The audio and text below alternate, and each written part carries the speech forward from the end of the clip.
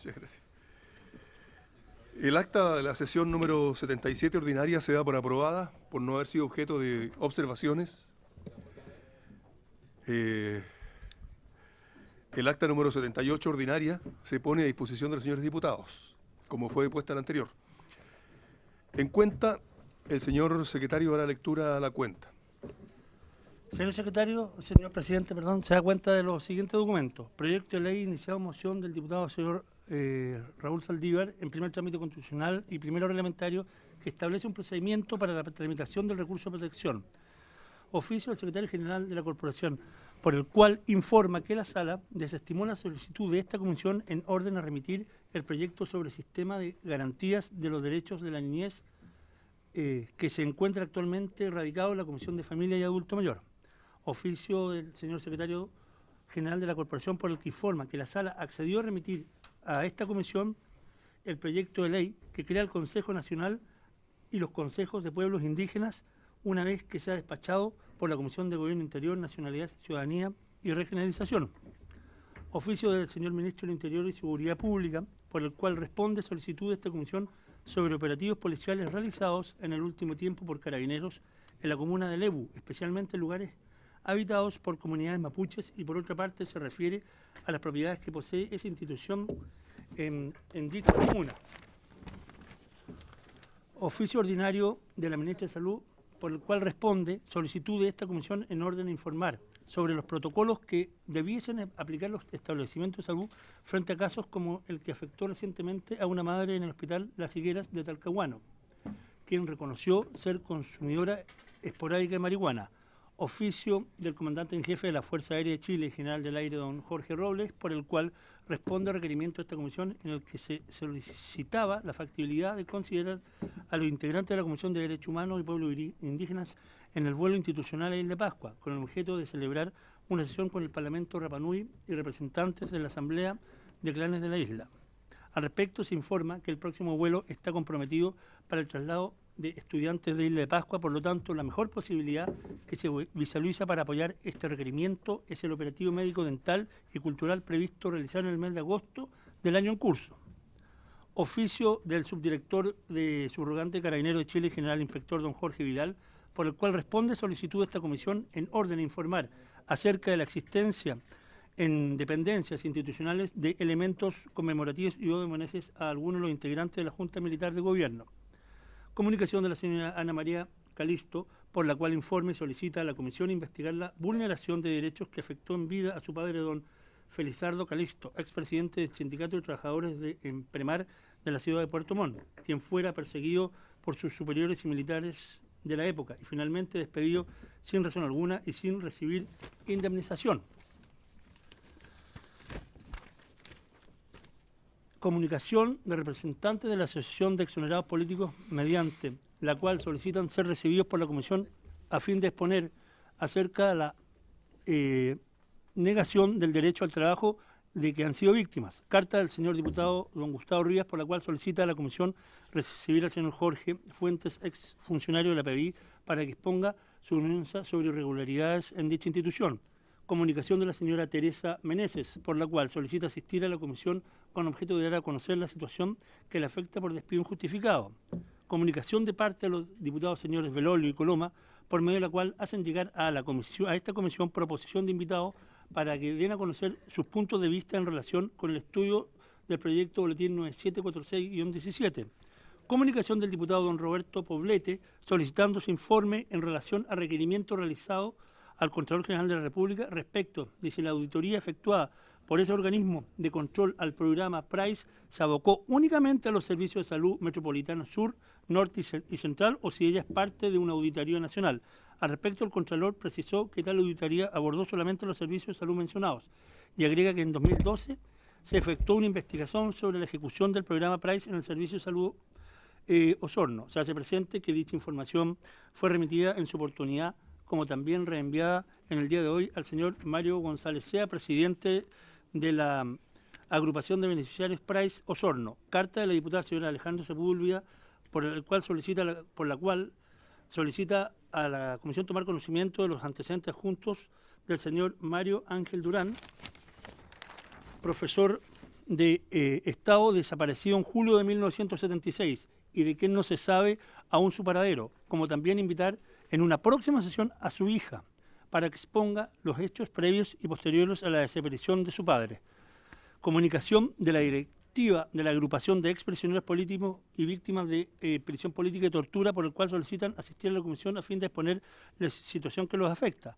Carta al Sindicato Nacional Prodesal, PDT, por el cual, PDTI, perdón, sí, por el cual hacen llegar para conocimiento de la comisión un documento donde exponen respecto de las represalias y discriminación de derechos constitucionales y laborales que se estarían ejecutando desde INDAP a sus trabajadores y trabajadoras. Prodesal y PDTI solicitando conocer de parte de esta comisión qué acciones se podrían tomar para proteger los derechos de los trabajadores. Ordinario de la dirección de la directora subrogante de la Dirección de Bibliotecas, Archivos y Museos, señora Ana Tironi Barrías, en respuesta a solicitud de esta comisión a fin de poder acceder en el marco de la Ley 20.285 a la información pública ingresada por esa institución. Y finalmente, oficio reservado del coronel de ejército don Jaime González Fuente Alba, director general subrogante, Comando de Salud del Hospital Militar. Esa es toda la cuenta, señor presidente. Gracias, secretario. Lo mío es varios, presidente, pero quisiera pedirle una copia de la cuenta, porque como fueron tantos puntos, la verdad que... No hay problema. ¿Ah? Pero en papel, ¿no puede ser en papel? Sí, sí puede ser. Ya. En varios yo presento.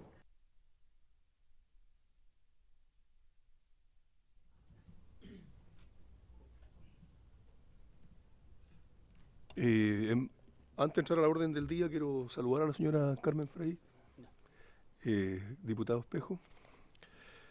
En la primera parte de la... O sea, al tiro, sí, nada más que estoy haciendo un saludo. No.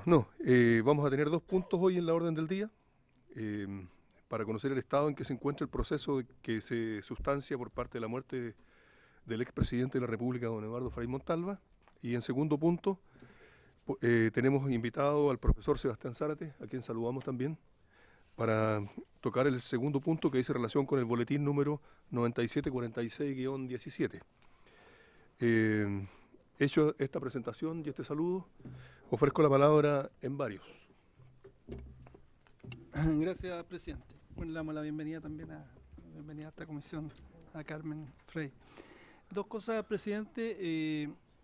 Bueno, primera comisión después del receso, así que por eso me imagino que la cuenta fue larguísima.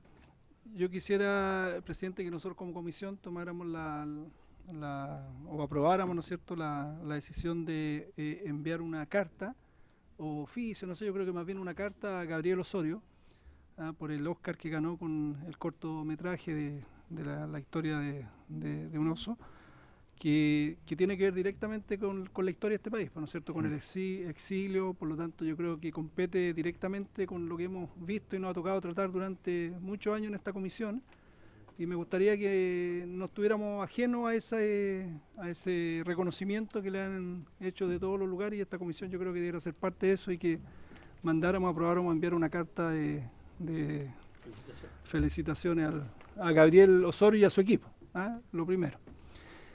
Segundo, otro tema, hay una ley, ¿no es cierto?, que es la Agenda Corta Antidelincuencia, que lamentablemente no la vio esta comisión, ¿no es cierto?, pasó solamente por la Comisión de Constitución.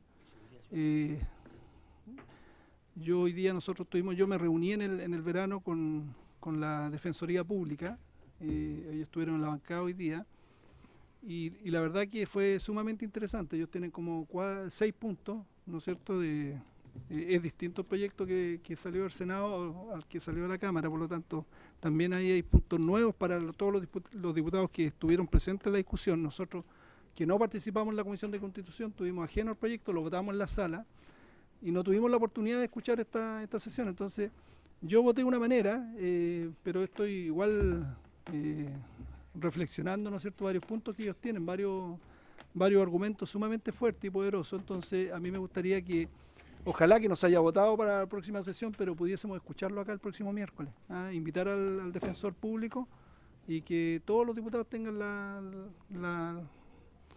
tengan la oportunidad de escuchar los argumentos que da la Defensoría Pública respecto a esta agenda corta de antidelincuencia. Gracias, diputado. Si le parece a la comisión, aprobamos ambas proposiciones hechas por el diputado Teocabel Jiménez. Bien. Sobre lo mismo, sobre el punto, o sea, totalmente de acuerdo con lo que plantea el diputado Jiménez, pero lo que sí es que si vamos a pedir que se traten las observaciones de la Defensoría acá en la Cámara, o sea, en la comisión, creo que sería atendible escuchar también otros argumentos. No sé si lo que plantea Teocabel es para que demos la discusión de ese proyecto acá también, o solo en particular esa presentación, porque... No, es solo escuchar la presentación, diputado. Ok. Bien. Bien.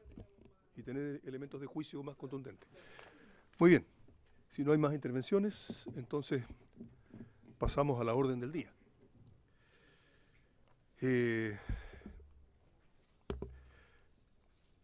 A sugerencia de algunos parlamentarios, entre otros los diputados Ojeda y Arriagada, se propuso a esta comisión recibir a la señora Carmen Frey a fin de conocer el estado en que se encuentra el proceso que sustancia la justicia por la muerte de su padre, el expresidente de la República, don Eduardo Frei Montalva. Por unanimidad, naturalmente, resolvimos formular esta invitación y hoy día tendremos mucho agrado en escucharla. Siéntase muy bien acogida en esta comisión y naturalmente tenemos toda la disposición de poner atención a lo que usted nos plantee, señora Carmen. Muchas gracias, presidente. Ahí, eso. Muchas gracias, presidente, por su acogida y a los señores diputados presentes. Igualmente es un agrado estar aquí con ustedes y les agradezco de corazón el que quieran compartir, oír nuestra experiencia. Cuando iniciamos la investigación con mi marido, el exdiputado Eugenio Ortega, a mediados de los 90 fueron muchos los que no nos creyeron. Aún más nos descalificaron por levantar este tema. Y por eso hoy me alegro mucho que tengamos esta oportunidad. Han sido 20 años extremadamente duros. Cuando partimos con los casos de derechos humanos disponíamos de una cantidad muy reducida de antecedentes. En el caso de mi padre, los llamados en Analgueta en el año 82 de que a mi padre lo estaban envenenando y que venía de Valdivia.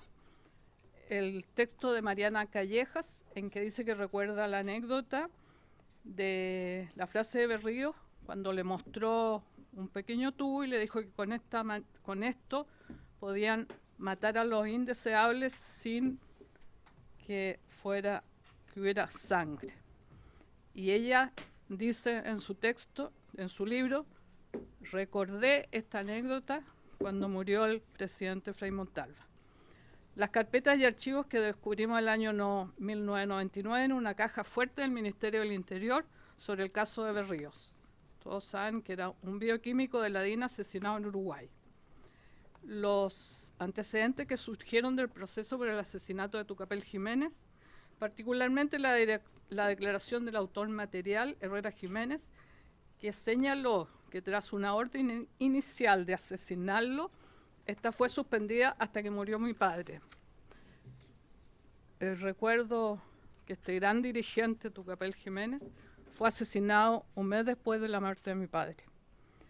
Hoy podemos afirmar que se encuentra plenamente establecido su asesinato en el marco de una operación especial y secreta de inteligencia militar dirigida desde el más alto nivel de la dictadura y que implicó una etapa de preparación, ejecución y posterior encubrimiento. En el 2010, la Corte Suprema ratificó los procesamientos como autores del delito de homicidio al doctor Patricio Silva, a Luis Becerra, al ex agente de la CNI Raúl Lillo, como cómplice al doctor Pedro Valdivia Soto y como encubridores a los doctores Helmar Rosenberg y Sergio González. Ambos trabajaban en la clínica de la Universidad Católica. El expediente de la causa cuenta con más de 47 tomos, cuadernos reservados y cientos de fichas de vida de los agentes de inteligencia. Más de 14.000 fojas de investigación, declaraciones judiciales y careos. Este proceso ha enfrentado complejas trabas, operaciones de inteligencia, muchas amenazas y la nula colaboración del ejército hasta el día de hoy. A pesar de todos estos impedimentos, hoy sabemos gran parte de la verdad.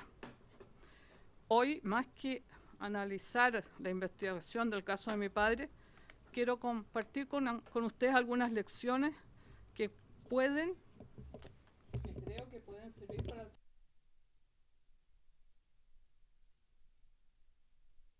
un sistema de inteligencia, seguimiento y represión mucho mayor a lo que podíamos imaginar. Esto incluía un sofisticado sistema de almacenamientos y microfilmación de los archivos. También la infiltración y seguimiento de los opositores fue mucho mayor a lo que nunca nos imaginamos o pensamos.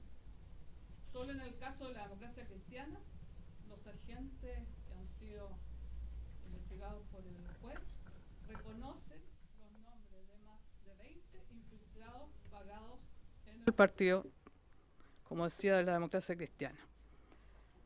Además, como hemos observado en múltiples casos de derechos humanos, la política del terror buscaba cumplir sus objetivos a como diera lugar. En el caso de mi padre, estamos convencidos que la decisión de asesinarlo se tomó tempranamente. El primer intento de asesinato se realizó con una bomba instalada en su auto el 13 de agosto de 1976, un mes antes del asesinato el 21 de septiembre de 1976 de Orlando Letelier en Washington. Proceso que el juez lo ha investigado y lo acredita. Al día siguiente, sin que se hubiese publicitado estos acontecimientos, recibió en uno de los teléfonos de su casa, mi padre, una llamada anónima hecha por un hombre que le señaló: de esta te escapaste, de la próxima no. El segundo intento se planificó el 81, tras su activo rol en el plebiscito del 80, y particularmente cuando los agentes descubrieron y grabaron una reunión en la becaría de la Pastoral Obrera.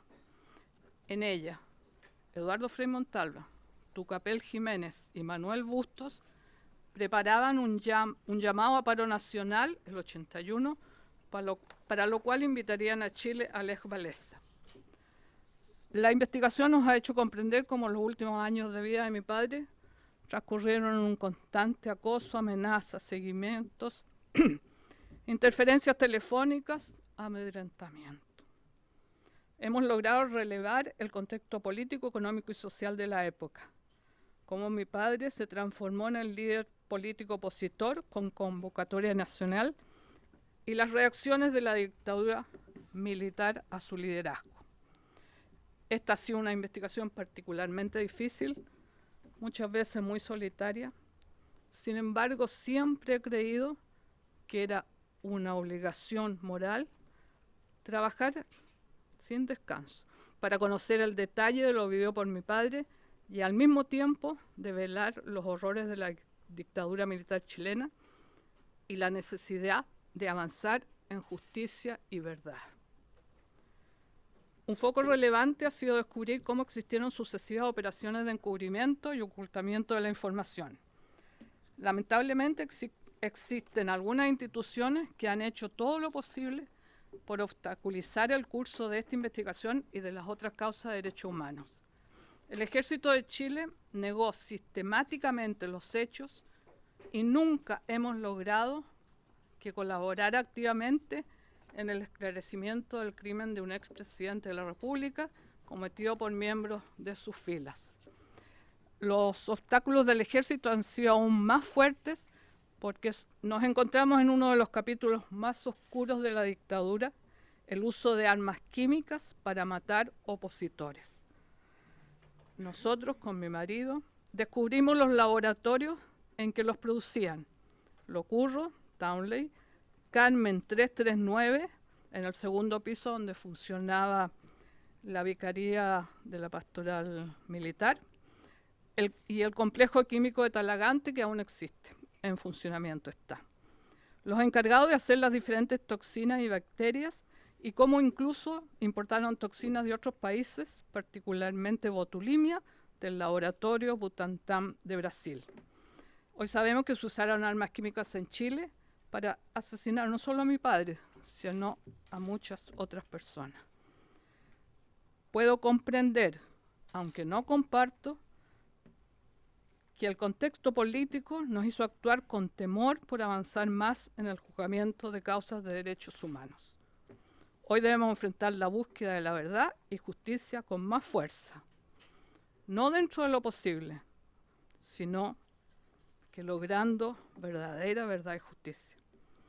Hace un tiempo fui invitada por los familiares de los ejecutados políticos a un acto en que me entregaron la foto de mi padre, como ellas usan las fotos cuando tienen alguna actividad, símbolo de reconocimiento como víctima de la dictadura. Un acto muy simbólico para mí y mis hijos. Saber que en la búsqueda de la verdad no estamos solos.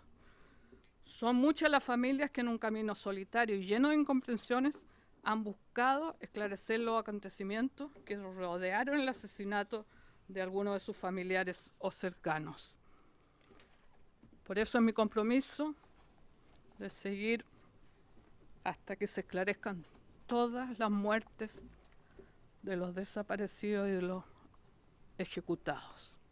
No solo de mi padre, sino que de todos los chilenos y mujeres y chilenas que sufrieron este horror. Hoy día, ¿en qué estamos? Confiamos en que la justicia ratificará los procesamientos como autores del doctor Patricio Silva Garín, Luis Becerra y el ex agente de la CNI, Raúl Lillo, como cómplice al doctor Pedro Valdivia Soto y como encubridores a los doctores de la Clínica de la Católica, Helmar Rosenberg y Sergio González. Como lo he dicho muchas veces, perseguiremos a todos aquellos que fueron autores, cómplices o encubridores, hasta sus últimas consecuencias, especialmente a aquellos que traicionaron la confianza y su cercanía con mi padre. Les puedo decir que no nos anima ni el rencor ni el odio, sino simplemente el deber de luchar por la justicia.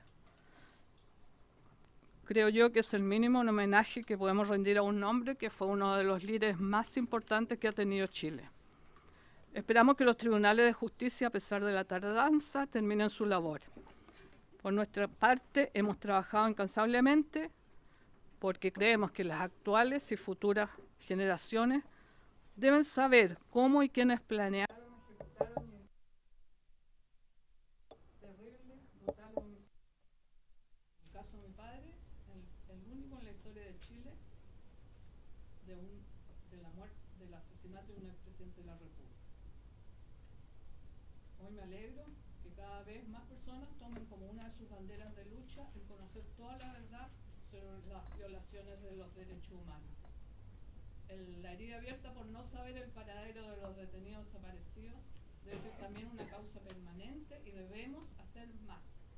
Quiero terminar siendo muy clara con respecto a mi emplazamiento al comandante en jefe del Ejército. Durante el año pasado y principios de diversos agentes indicaron en sus declaraciones que por lo menos hasta el 2005 el Ejército mantuvo los archivos microfilmados de la CNI. Además que los archivos del DINE también se guardaban en otras dependencias. Nuevos testimonios, por ejemplo, lo que apareció en CIPER Chile, el 30 de junio del 2015, confirman que el Ejército mantuvo en bóvedas subterráneas de la Dirección de Inteligencia del Ejército, DINE, archivos con cientos de miles de documentos microfilmados con información de operaciones secretas en dictadura.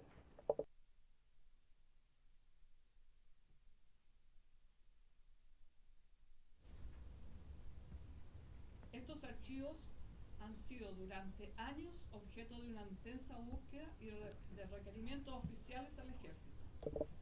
A pesar de que existen reveladores testimonios de integrantes de los servicios secretos de la dictadura que dan cuenta de la existencia de esos archivos, El ejército siempre ha negado tenerlos.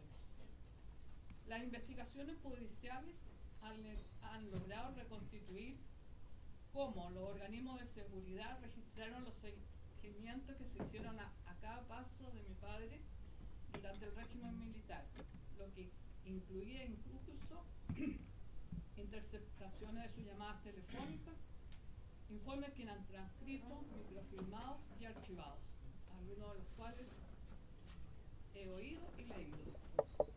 Ciber Chile recogió testimonios que estos antecedentes se han guardado en dependencia de la Central Nacional de Informaciones, CNI, y que luego pasaron a los archivos de la Dirección de Inteligencia del Ejército, DINE. Documentación que aún estaba bajo custodia de esta dependencia del Ejército hasta bien avanzada la democracia.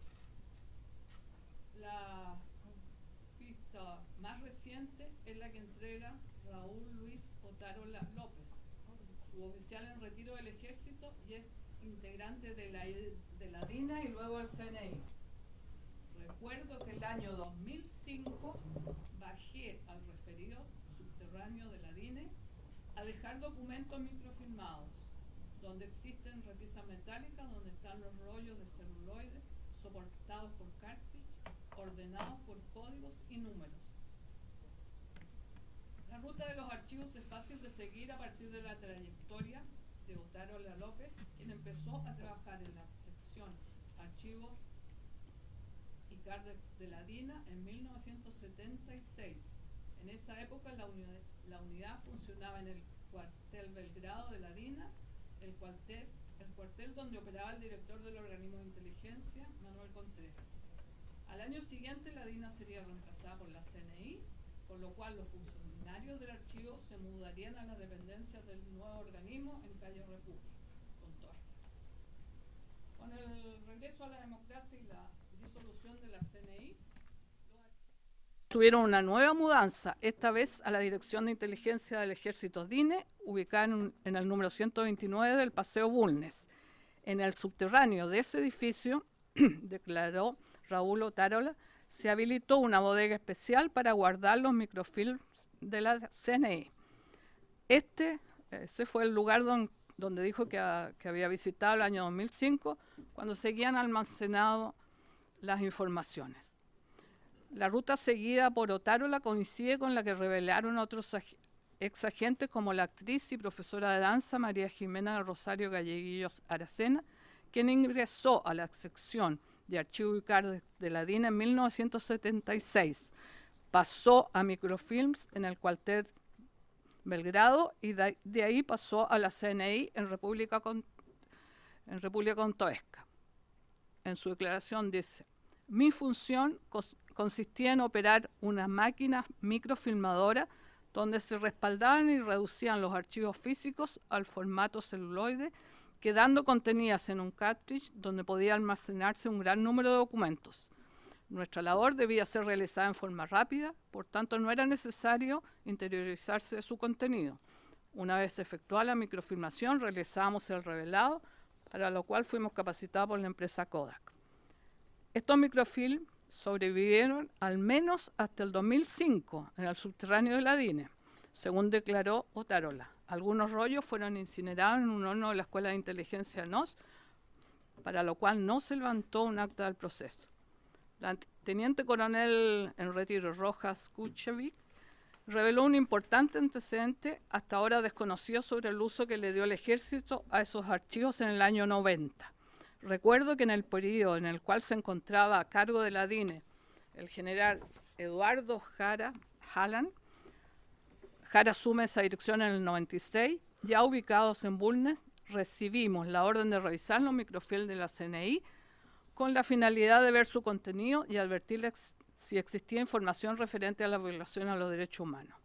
Según la misma teniente coronel, la documentación, que incluía oficios, estaba clasificada por materia, mencionando categorías como embajadas, discursos de opositores, informaciones de prensa referidas al gobierno militar, transcripciones de radio y consultas efectuadas a la CNI por otras instituciones sobre antecedentes de personas.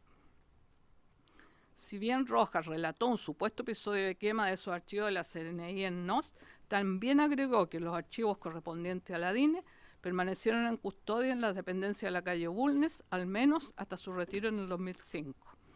El archivo del Batallón de Inteligencia del Ejército, BIE, añadió Rojas, siempre se manejó en forma separada. Un dato importante que entrega Ciberchile son las declaraciones de Osvaldo Ramírez Lascano, fundamentalmente porque es un suboficial en servicio activo. Hoy es el jefe de plana mayor del Departamento de Contrainteligencia de la DINE. En noviembre del año pasado se nos informó que el comandante en jefe del ejército quería reunirse con nosotros. Se le remitió una minuta con un requerimiento concreto. Estamos hablando del año 2015. Entregar la información que existe en la DINE y particularmente las carpetas que sabemos que existían con información de mi padre. Nunca estuvieron dispuestos a hacer un gesto concreto de entrega de información. Nunca tuvimos respuesta a esta minuta. Por eso dije en una oportunidad que yo no estoy para visitas de cortesía, quiero hechos concretos. En el último tiempo, la sociedad entera ha vuelto a reiterar al ejército que entregue la documentación que mantiene bajo custodia sobre los crímenes cometidos en dictadura. A la luz de las revelaciones que emergen del juicio caratulado como homicidio de mi padre, una nueva negativa del ejército sería un nuevo acto de obstrucción a la justicia y una burla a su subordinación al poder civil y democrático. El gobierno debe y puede hacer más. A raíz de lo anterior, diversos diputados solicitaron mediante un oficio en la Comisión de Defensa una serie de antecedentes, especialmente que se entregara la carpeta operativa que contiene las acciones realizadas hacia mi padre por parte de la Central Nacional de Informaciones, CNI, y la Dirección de Inteligencia del Ejército, DINE. Por otro lado, nuestros abogados, Álvaro Varela y Nelson Caucoto, presentaron un escrito al ministro solicitando que oficiara al ejército por los archivos. Una vez más, el ejército ha respondido con evasivas. Dicen que no saben por qué no tienen los antecedentes y tampoco por qué no tienen las actas de incineración. En diciembre del 2015, el ministro de Defensa ofició al ejército para que investigara: 1. El tratamiento que debió haber tenido la documentación. 2. El destino que tuvieron los archivos. 3. Las circunstancias en las cuales se perdieron o se dice que se perdieron. Y 4. Las distintas responsabilidades que se puedan establecer. Hoy esperamos que la justicia haga su labor y descubra esta información oculta. Por eso, en esta oportunidad, quisiera reiterarles a los miembros de esta comisión que este trabajo y lucha por la verdad y justicia para mi padre y de los cientos de chilenos desaparecidos debe ser también la lucha de la sociedad entera. Les agradezco nuevamente la invitación y espero que ustedes nos ayuden en esta búsqueda de documentación que le haría mucho bien a Chile conocerla. Gracias, señor presidente. Muchas gracias, señora Carmen, por su testimonio. Importante, desgarrador en algunos episodios y naturalmente devela momentos descarnados que vivió nuestro país durante episodios muy oscuros. Le agradecemos su exposición. Voy a ofrecer la palabra a los señores parlamentarios que deseen intervenir. Perdón, diputado Mori.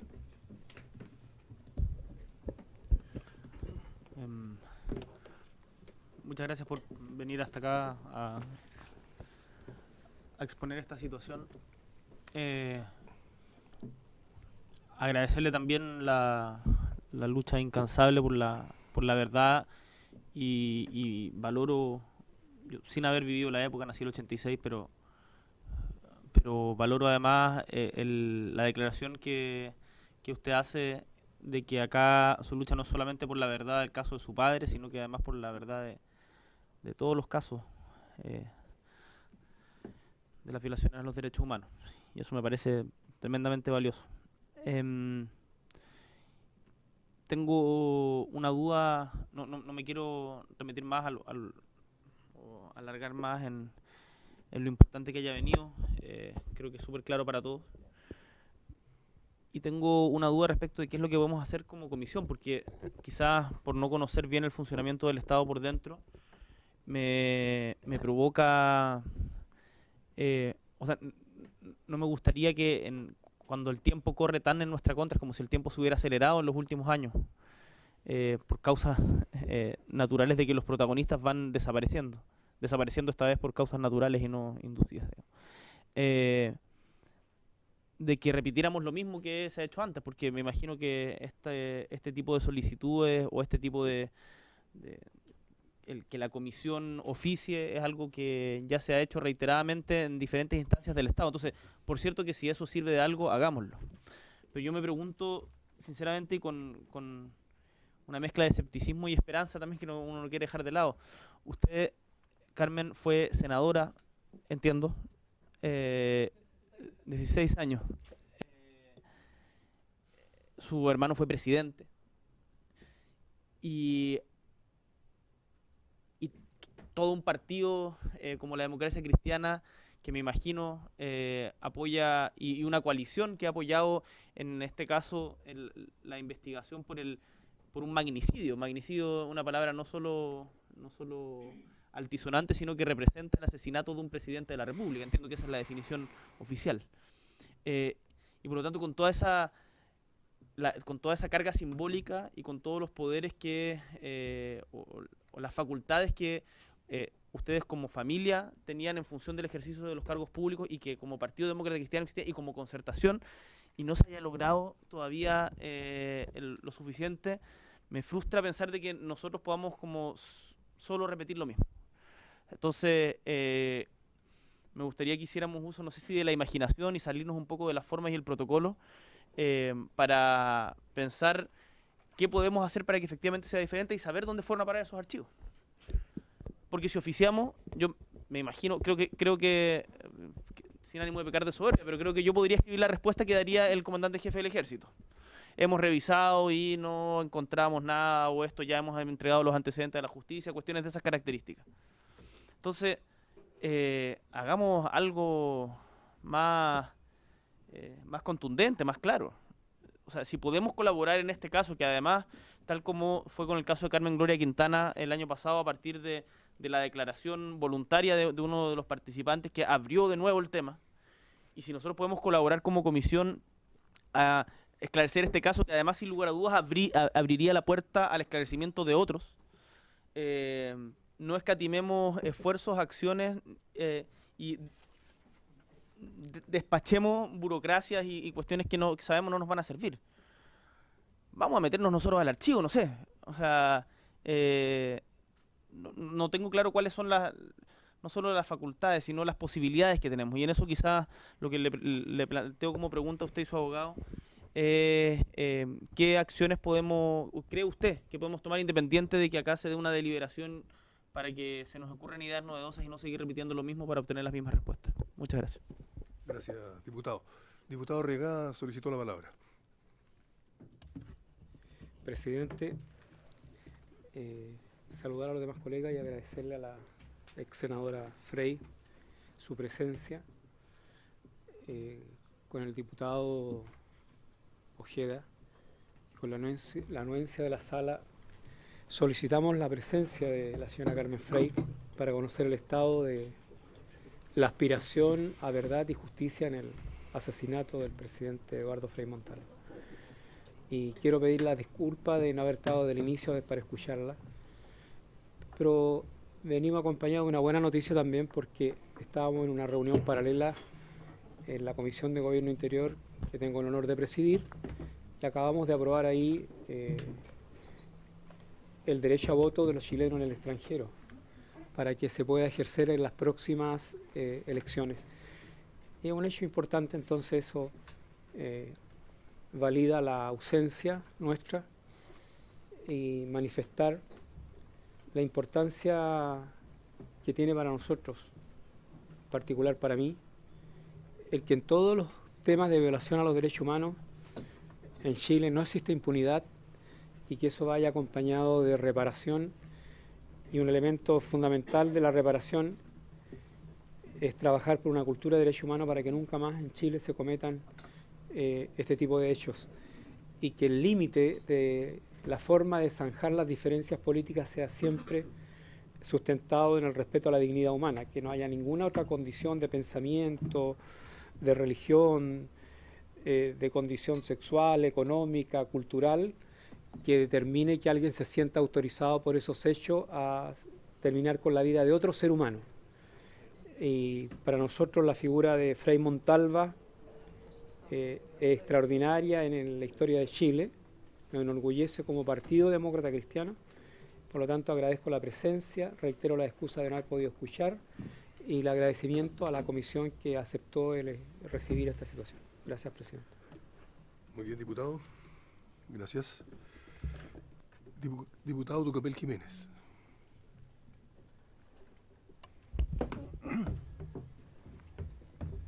Gracias, presidente. Bueno, lo primero es solidarizar con la familia Frey, con Carmen Frey.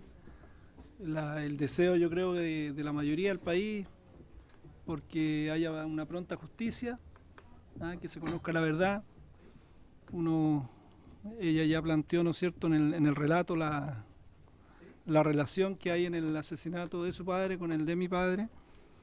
Me tocó mucho lo que vive ella, me tocó vivirlo a mí o a nosotros como familia también, sobre todo la falta de cooperación del ejército. Por dar un ejemplo, cuando el ministro le pide la lista de los integrantes del DINE al ejército, no se lo quisieron entregar. Y el ministro en visita, que era el expresidente de la Corte Suprema, lo tuvo que buscar a través de las cotizaciones de Capredena, rebuscó un camino que significó 10 meses más. Pero quizás perfectamente a lo mejor no podría haber llegado a la identificación porque el ejército simplemente no quiso dar los nombres de los integrantes del DINE, que yo tengo la seguridad y la convicción que son los mismos que asesinaron a don Eduardo Frei. A lo mejor es repetitivo decirlo, pero yo siempre digo esto, no es casualidad que haya solo un mes de diferencia entre la muerte de mi padre y la de Eduardo Frei. Para la dictadura, para el dictador en ese momento eran los dos personajes que tenían que desaparecer del mapa. Mi padre era el personaje o el dirigente social y don Eduardo Frei era el dirigente político que tenían que desaparecer y en el lapso de un mes ambos fueron asesinados el mismo año. Lo que dice Gabriel es verdad, de repente la impotencia acá de escuchar testimonio, ¿no es cierto? Y como comisión ver cómo podemos ayudar. Yo creo que algo tenemos que hacer como comisión. Yo sé que todo o la responsabilidad principal recae en los tribunales de justicia, ¿no es cierto? Y ya hemos leído en la prensa que este año se vienen condenas, se viene alguna confirmación, que todos esperamos que sea así. Yo el 26 de enero estuve ahí acompañando a la familia en la Plaza de la Constitución y se decía que este año pueden haber novedades respecto a que se conozca definitivamente la verdad y se haga justicia. Esto, como decía alguien por ahí, demuestra la crueldad en su mayor grado de lo que fue la dictadura, porque acá es tanto personas las que participaron y de hecho médicos. Le estaba mandándole un mensaje a un amigo que me dice que la semana pasada se operó y el cardiólogo que le dio el certificado un médico que trabajó en la CNI. O sea, siguen desempeñándose como si nada hubiese ocurrido. O sea, no hay ni siquiera ningún castigo. Es una cosa realmente increíble. Le estaba preguntando el nombre. Y así muchos otros que siguen, ¿no es cierto?, libres por las calles de nuestro país. Muchos otros han tenido la responsabilidad, ¿no es cierto?, ¿cómo se le llamó en su momento? Que lo dijo el expresidente Frey, que fue, perdón, el expresidente Piñera, que dijo la responsabilidad los cómplices pasivos. Que también ahí hay una responsabilidad que tampoco, ni siquiera digo yo, han tenido un castigo social. Ni siquiera un castigo social de la ciudadanía, porque muchos han tenido también representación popular y han llegado acá, incluso al Congreso. Pero yo creo que debemos hacer todo, como dice Gabriel, que alguien acá se nos ocurra discutirlo entre nosotros, cómo poder cooperar. Cómo poder cooperar. A mí se me ocurre insistir con el ejército, podemos invitar al comandante jefe del ejército acá, yo sé que a lo mejor va a decir lo mismo, que dijo ya en la Comisión de Defensa. Pero si no lo hacemos, yo creo que peor es quedarse de brazos cruzados y no hacerlo, aunque conozcamos las respuestas que se pueden dar. Hoy día escuchaba al presidente de la Corte Suprema en la radio, en una entrevista, y una de las respuestas que daba, le preguntaron por los casos de violaciones de derechos humanos, y él dijo claramente, porque habían durado mucho, dijo que para él era clarísimo que los crímenes de lesa humanidad no prescribían. Por lo tanto, se va a seguir investigando, y eso, dentro de lo malo, es una buena noticia que los juicios van a seguir, y ojalá, ¿no es cierto?, se esclarezcan todos, porque eso es lo importante. Acá uno siempre busca verdad y justicia para todos los casos. La tranquilidad espiritual que da eso de saber que se ha conocido la verdad y que se ha hecho justicia es grande. Por lo tanto, yo solamente, Carmen, solidarizar con usted, con la familia. Ojalá que se sepa la verdad lo antes posible, ojalá que haya justicia, y no sé, uno siempre dice que la verdad y la justicia tarda, pero llega.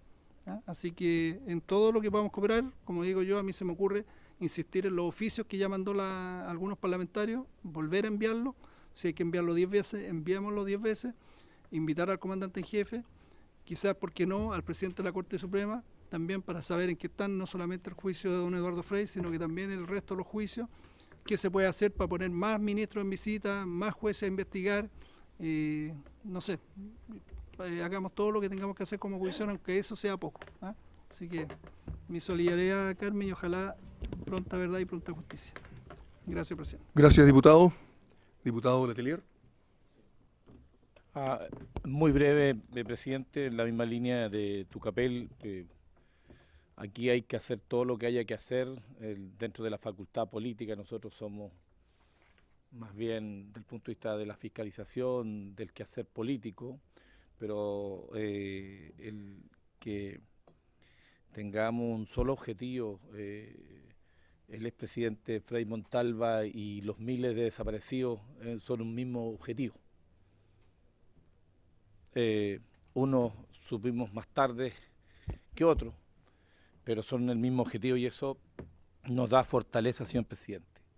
Yo siempre he dicho que hay que hacer todo lo que haya que hacer y no dejar de hacer nada. Tengo la impresión de que las cosas cada día han cambiado. Nosotros tenemos dos cuestiones que, por un lado, hay quienes se han encargado de que esta cuestión pase al olvido, no vivamos del pasado, no sigamos recordando, nos dicen permanentemente.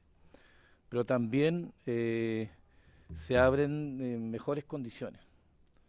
Yo tengo una absoluta confianza en el actual presidente de la Corte Suprema, de su voluntad y su compromiso con una real administración de justicia.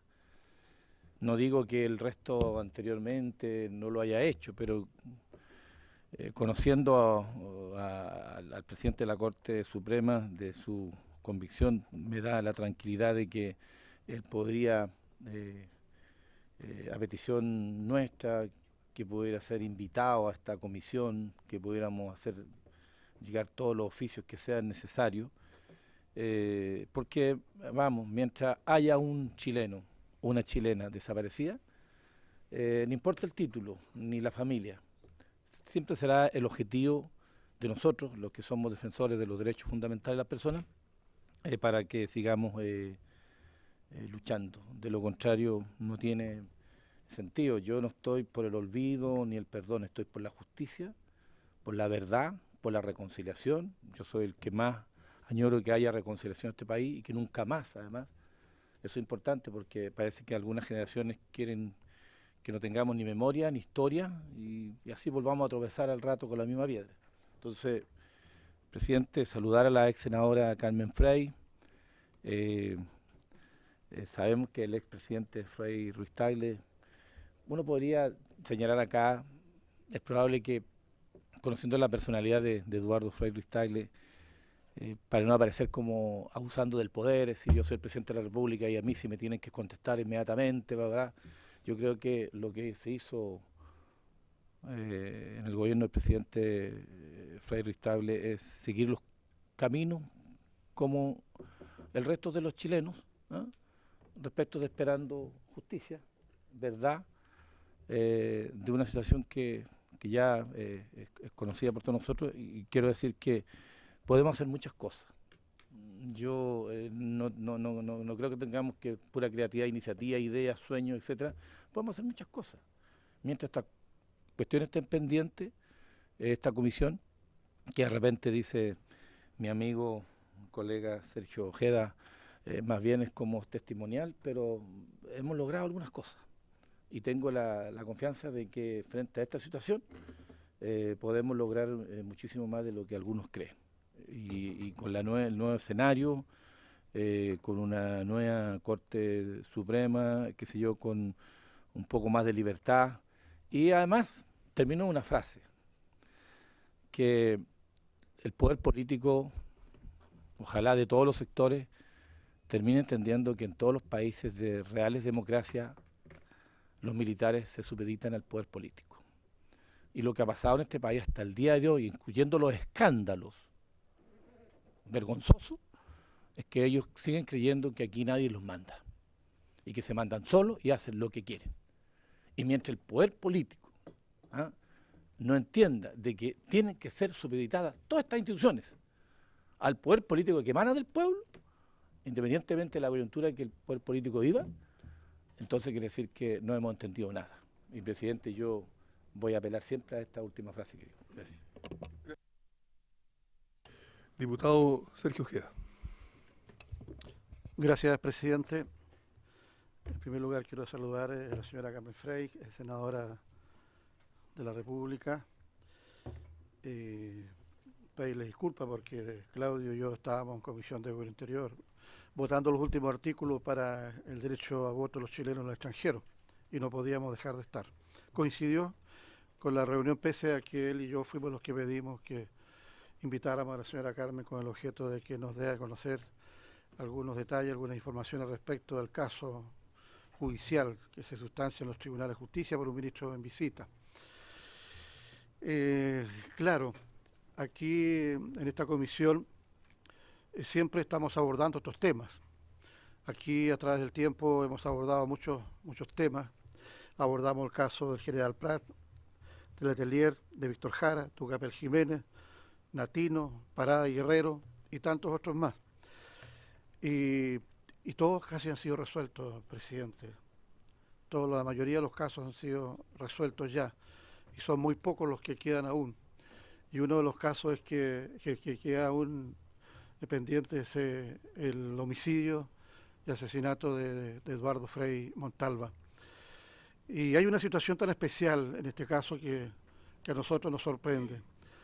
El ministro en visita, señor Carroza, me parece mucho, ya determinó responsabilidades, determinó las personas que estarían implicadas. El juez Madrid. Sí, Madrid. Determinó ya las responsabilidades, determinó individualidades respecto de quienes habrían podido participar en estos delitos. Entonces, en este momento está todo en el Poder Judicial, está todo en manos del ministro en visita. Yo creo, presidente, claro que el Poder Judicial es independiente, es autónomo, los tres poderes del Estado somos independientes, pero yo pienso que nosotros debiéramos recurrir no a los tribunales para restarle la independencia o para querer presionar al Poder Judicial, sino que nosotros deberíamos cumplir con el objeto de ofrecerle toda nuestra colaboración como Poder Legislativo y nuestro apoyo con el objeto de que se siga investigando este proceso. Solamente falta la sentencia judicial y creo que eso es fundamental. Yo creo que aquí ha faltado un gran movimiento social y político como ha habido en los otros asesinatos que han salido a la calle. Aquí no lo ha habido. Yo creo que sí, nosotros pudimos hacer un gran movimiento institucional, presidente, en colaboración con el Instituto Nacional de Derechos Humanos y con todas las instituciones que puedan a nosotros favorecernos. Y además ver el tema de los archivos, porque ahí estaría también la información, de qué manera nosotros podemos penetrar esos archivos, de qué forma podemos nosotros conocer todas las circunstancias que están ahí establecidas. El tema de Eduardo Frei Montalva es un tema que aún nos está penando. Yo creo que hay aquí una deuda del Estado chileno que no ha sido saldada y esta va a ser pagada una vez que se resuelva y se determine las responsabilidades. Son evidentes, están establecidas. Aquí seguramente ya la señora Carmen habrá dado a conocer los pormenores, que todos ya tenemos conocimiento de ellos porque se han publicitado. Pero así como lo alcancé a escuchar yo al colega don Gabriel Boric, sí. Yo creo que, claro, a veces resulta todo muy repetitivo, pero es que a veces tenemos que girar en torno a algo, porque más allá no hay. Y yo creo que mientras giramos en torno a algo, hay que aprovechar. Yo propongo una visita, o al ministro de visita, o al presidente de la Corte Suprema, con el objeto de presentarle nuestra inquietud, nuestra preocupación, que es una preocupación que representa a la ciudadanía, con el objeto de brindarle toda nuestra cooperación y toda nuestra colaboración para lo que sea necesario. A lo mejor ellos piden algo que nosotros hagamos y no lo sabemos. Entonces yo creo que es necesario. Y también, aunque sea 2 o 3 veces, citar al general, no sé, del ejército para acá para que nos explique respecto de los archivos. Pero yo insisto, presidente, que usted como presidente, nosotros como comisión, tenemos que mover esto, porque es un expresidente de la República y por tanto a nosotros nos asiste como institución, como poder del Estado, como organismo del Estado, que es también que se vincula necesariamente por un expresidente de la República que formaba parte del Poder Ejecutivo. Y por eso, con mayor razón, a nosotros nos da fuerza para que este Poder Legislativo, que representa al Estado chileno, porque aquí se asignó a un ex integrante, a un presidente de la República, y nosotros no podemos permanecer indiferentes a que se mató y se mató nomás. Entonces tenemos que ser mucho más agresivos, mucho más penetrantes, y tenemos que ir a la acción, presidente. Yo propongo un movimiento institucional con cualquier arista, con cualquier efecto, pero con todos los organismos que sean necesarios para que podamos aclarar definitivamente la muerte del presidente Frei. Gracias. Gracias, diputado. Diputado Espejo.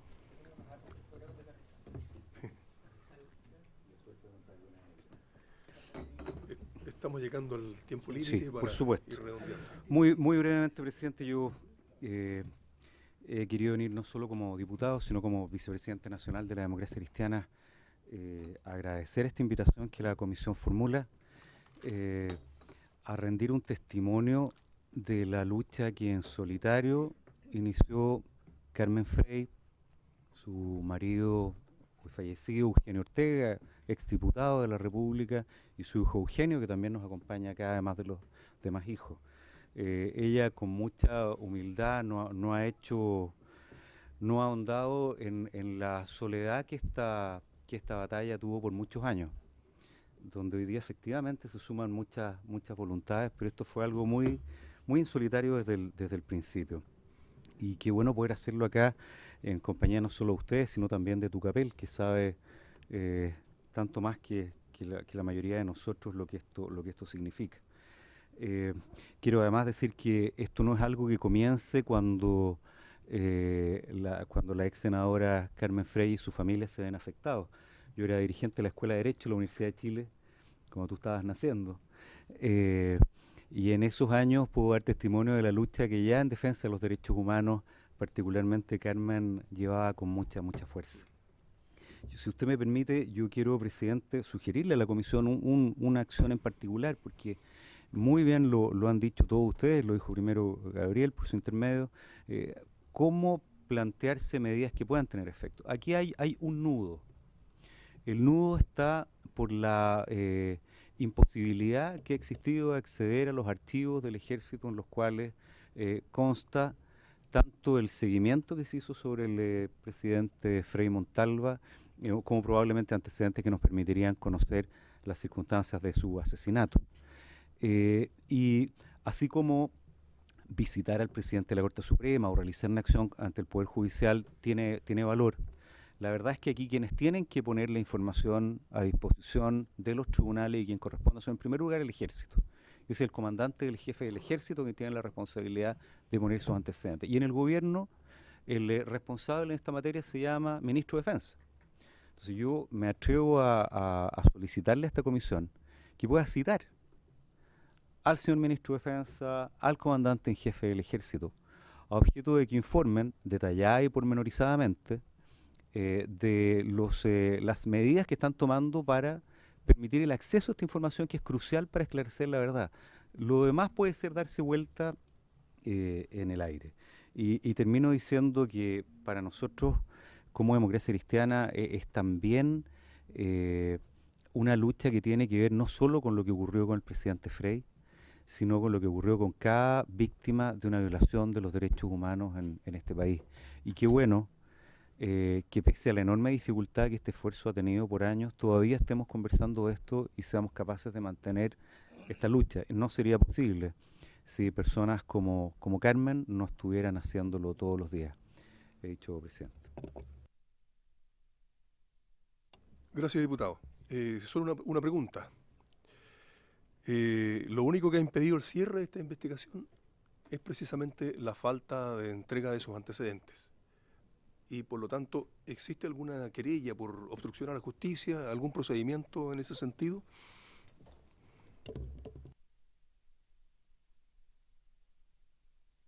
Que hay obstrucción a la justicia y estamos preparando con nuestros abogados algunas acciones legales. Y además el Partido Demócrata Cristiano hace poco tiempo también está haciéndose presente en los tribunales, está pidieron ser terceros coadyuvantes. Pero esa figura, sí, pero esa figura fue rechazada en estos días de la Corte Suprema, de la Corte de Apelaciones. Y se está viendo si van a presentar querella o van a... Nos vamos a querellar. Perfecto. Sí. Perfecto, gracias. Muchas gracias. Muy cortito para los efectos de mala resolución. Un minuto nomás, presidente. Lo que pasa es que a uno se le van ocurriendo cosas mientras escucha a los colegas. Una cosa breve nomás, que acabo de ver ahí al presidente del año 69 sentado al lado de Olof Palme, que hay una exposición del primer ministro sueco que también fue asesinado y se cumplieron 30 años. El día domingo ahí aparece una exposición y está sentado al lado de su padre, para que la vea después. Pero, presidente, yo creo que hay un hecho que puede ayudar en algo. Nosotros con Gabriel presentamos un proyecto de ley que prohíbe la eliminación de archivos de parte de las Fuerzas Armadas. Proyecto de ley que se aprobó en esta comisión y que después hubieron acá intentos de dilatarlo. Se fue a la Comisión de Constitución, hicimos todo el esfuerzo para que se viera. De defensa, claro. Se aprobó ahí, salió de la sala y hoy día está en el Senado. Yo no quiero pecar de ingenuidad. Nosotros sabemos que a lo mejor la mayor parte de los archivos importantes pueden que estén destruidos, pero ese proyecto igual es una señal potente y yo creo que sería importante que usted, o que nosotros como comisión, mejor dicho, le enviáramos una carta a la Comisión de Derechos Humanos del Senado.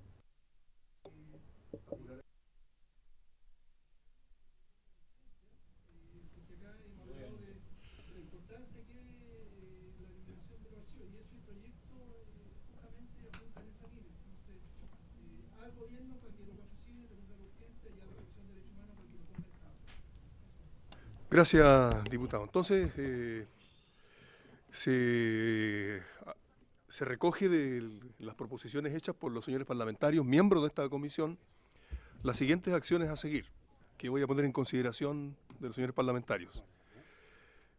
Acuerdos. Primero, citar al ministro de Justicia y al comandante en jefe del Ejército, a ambos. Perdón, al ministro de Justicia, Al ministro de de Defensa. y el comandante en jefe. Corrijo el lapsus. al ministro de Defensa y al ministro, perdón, y al comandante en jefe del Ejército para que informen a esta comisión respecto del curso que llevan los acontecimientos que hemos comentado, y en particular respecto a los archivos.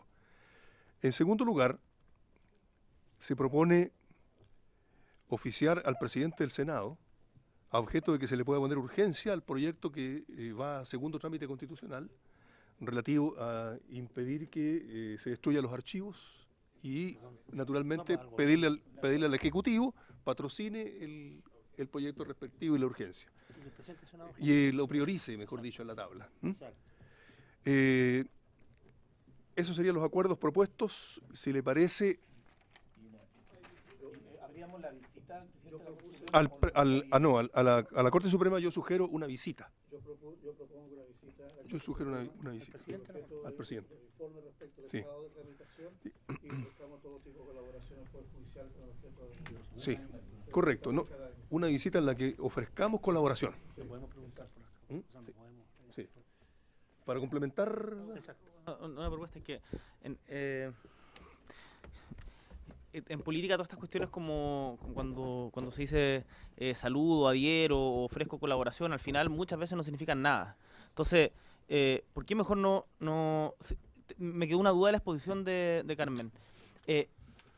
Hay rastro, usted dijo que era fácil seguir el rastro a los archivos y que hay que está claro que hasta el 2005 estaban en Bulnes. ¿Por qué no vamos directamente a Bulnes? O sea, nos apersonamos como comisión ahí, me imagino que se enterará el Ejército si lo estamos discutiendo ahora públicamente, pero nos apersonamos como comisión ahí y decimos queremos ir al archivo.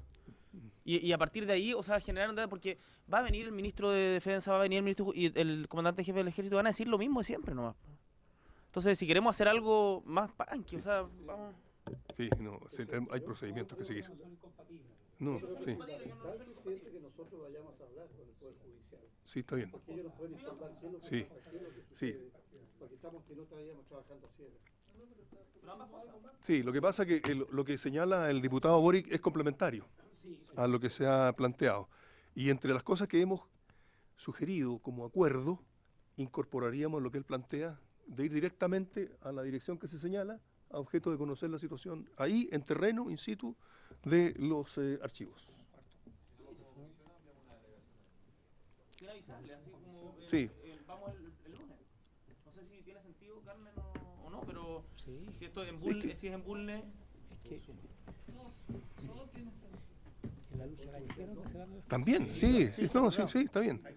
Son 4 cosas. Repítala para que no haya problema, presidente. Ya, las vamos a repetir. ¿Se la repito? Repítala, por favor, secretario. Presidente, los acuerdos serían citar al señor ministro de Defensa y al comandante en jefe para que informen en detalle acerca de las medidas que están tomando respecto al caso del asesinato del expresidente Frey y en especial referido a los archivos.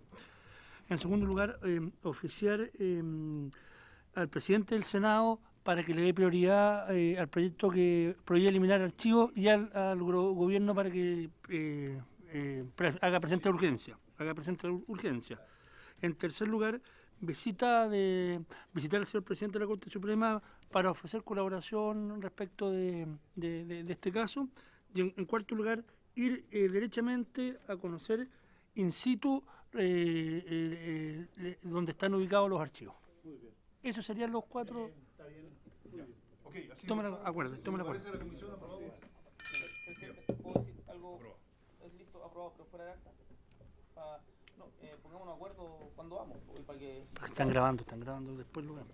Sí. Yo sugiero que Que lo cerrada la faculten sesión, ustedes. Que lo faculten ustedes. registremos quienes están en condiciones de ir en una fecha determinada. Presidente, que lo faculten a usted para que... Exacto. Señora Carmen, muchas gracias.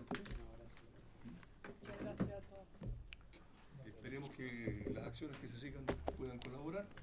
Solidarizamos profundamente con la situación vivida por su familia y entendemos que este es un problema no de su familia, sino del país entero y particularmente por la situación que implica el hecho de que afecta a un expresidente de la República de muy connotada participación en la historia de Chile. Muchas gracias. Se suspende por un minuto.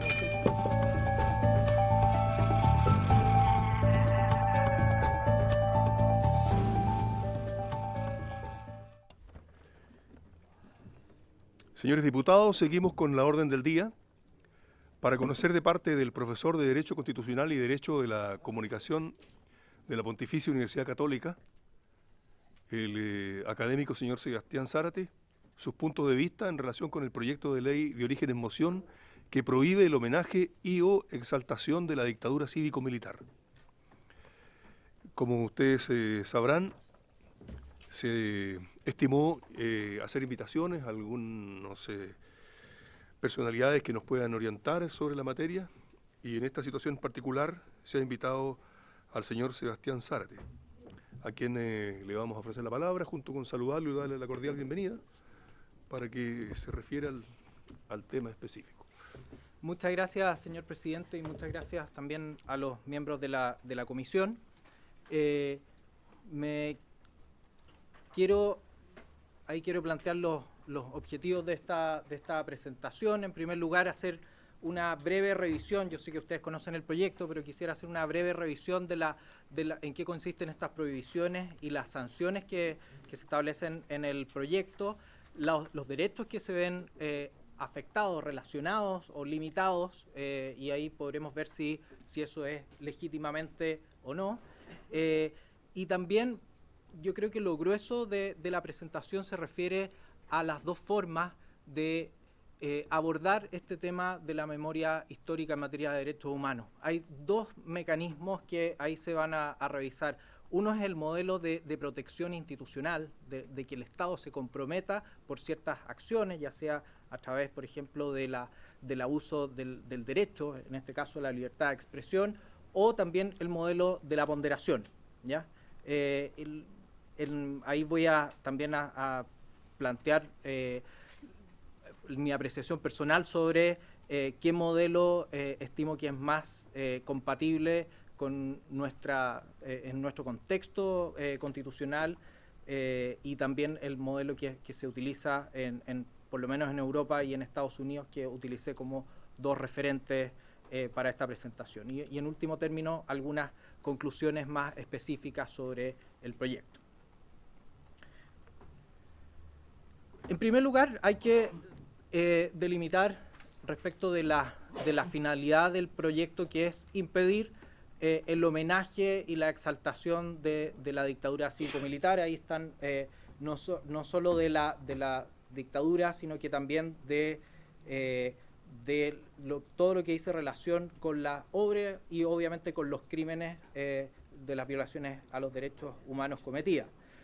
Se divide en objetos físicos como los monumentos, habla también de las publicaciones, aborda también todo tipo de publicaciones, ya sea publicaciones anónimas, hechas, me imagino, se aplicará, aunque no lo menciona expresamente, a redes sociales, indudablemente a los medios de comunicación, y los mensajes regulados son aquellos vinculados con la honra, la alabanza, la negación, la justificación, que son situaciones también que hay matices que yo creo que es necesario analizar, de los perpetradores y de los colaboradores. Eso es lo que las palabras textuales que utiliza el proyecto. ¿Y cómo se regulan estos discursos? Primero, mediante la prohibición de determinados actos públicos, no solo actos públicos financiados con fondos públicos, sino que también se relaciona con cualquier tipo de actos que se desarrollen en el público a través de medios de comunicación y que se les dé publicidad. La prohibición de autorización de monumentos, cuando también se dirijan al mismo objeto que prohíbe el proyecto. La utilización de mensajes, de las designaciones de nombre, etcétera, de bienes públicos y bienes fiscales respecto de personas que participaron como agentes o colaboradores de la dictadura.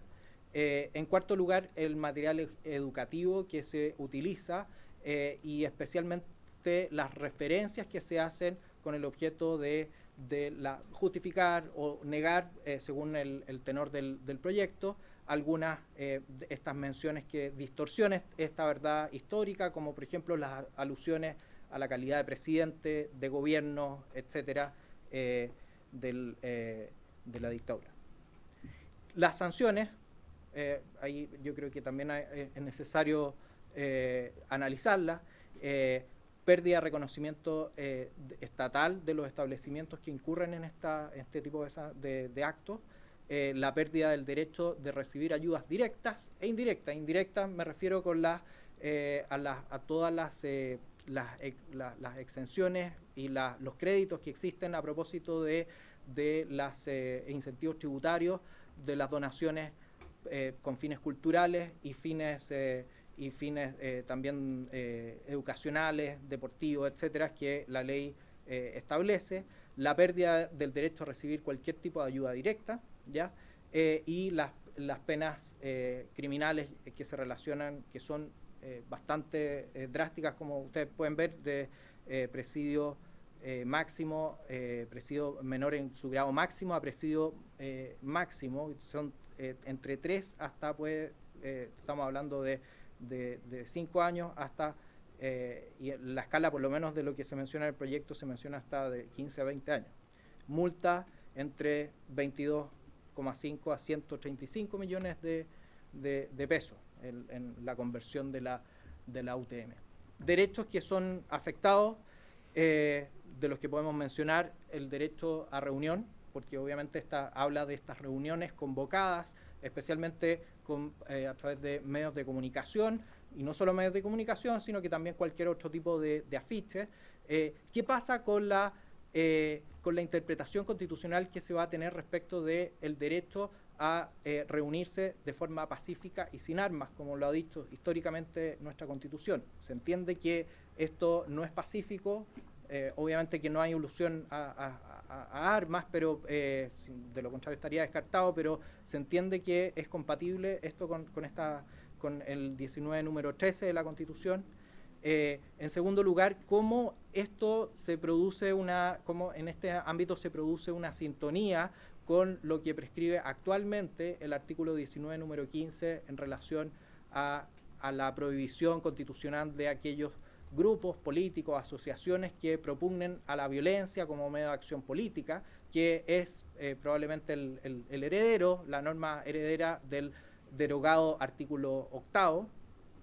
¿Qué pasa con la libertad de expresión? Hay un tema de abuso ahí, pero también la forma en que se aborda en este proyecto ese abuso es a través de la prohibición de ciertos discursos, y eso es lo que precisamente se sanciona, y cómo eso se compatibiliza con las libertades de expresión en todos sus ámbitos, libertad de prensa, libertad de opinión en términos generales, no solo a través de los medios de comunicación, incluso la libertad de opinar de manera anónima, que es algo que probablemente en Chile no hablamos tanto, pero que en otros países sí se hace y que lo vemos en el día a día, y que también lo hemos visto históricamente en nuestro país, el hecho de manifestar la opinión a través de un panfleto de forma anónima y mantenerse bajo ese derecho.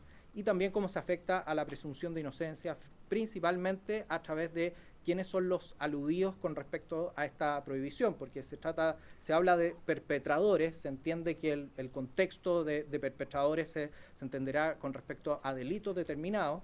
¿Y qué pasa con los colaboradores? También se habla de colaboradores y que hayan trabajado en reparticiones del Estado durante ese tiempo. Entonces, ¿hasta dónde ese tipo de prohibición puede afectar el principio de presunción de inocencia? Y vamos entonces a la protección constitucional de la memoria, ¿ya? Y en este sentido yo creo que lo más...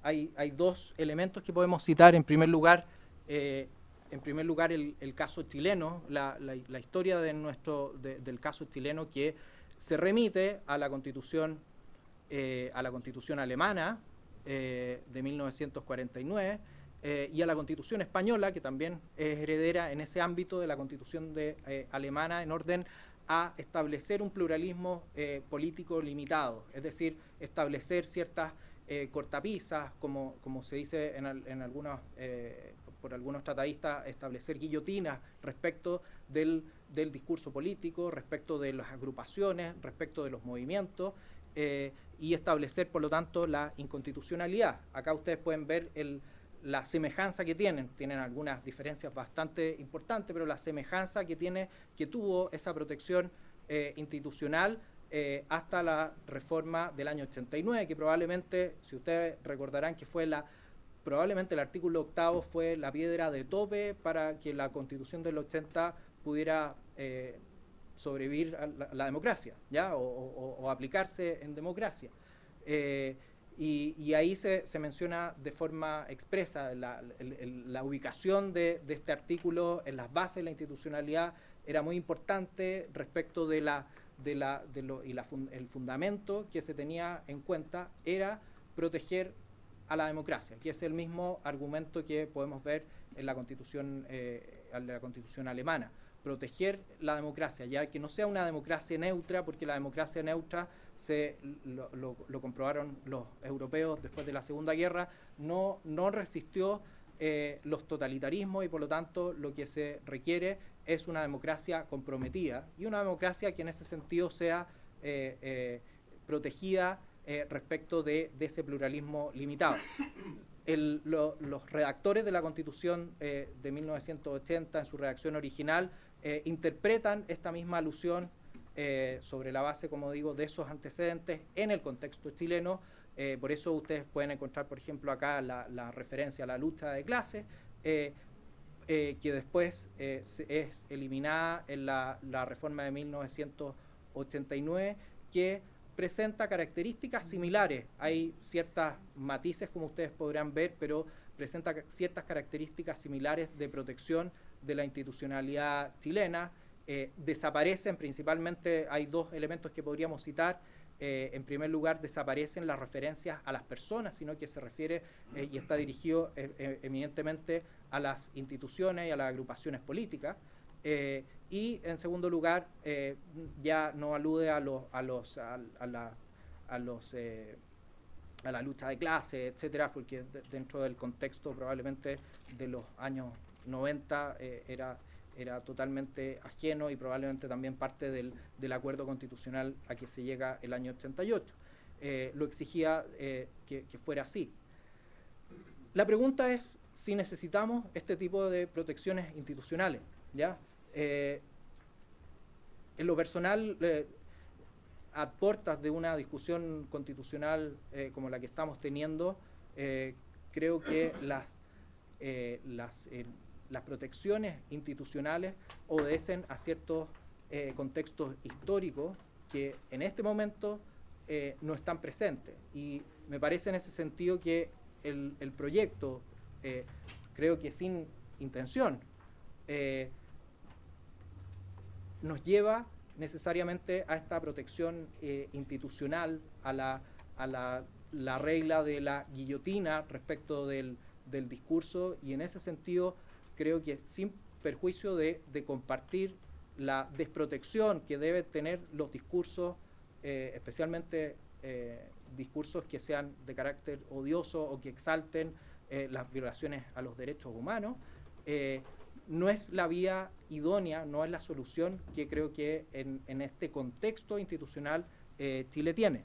Si podemos ver el caso europeo, la Convención Europea del año 50 parte de la misma premisa y nos encontramos con dos normas. La primera es la del artículo 17 de la Convención Europea de Derechos Humanos, que alude al tema del abuso del derecho, y fue la norma que se ha utilizado generalmente en conjunto con la libertad de expresión, que es el párrafo pertinente que está en la segunda columna, donde alude a que la libertad de expresión va a permitir todas aquellas limitaciones, entre ellas que sean necesarias para una sociedad democrática. Esa es la frase más importante que uno puede ver en la jurisprudencia en materia de libertad de expresión de la Corte Europea de Derechos Humanos, con esta finalidad de proteger la democracia. Y si juntamos los dos elementos, el abuso de este discurso, este ejercicio abusivo, y la necesidad de regular un determinado discurso y de establecer las limitaciones que sean necesarias para una sociedad democrática,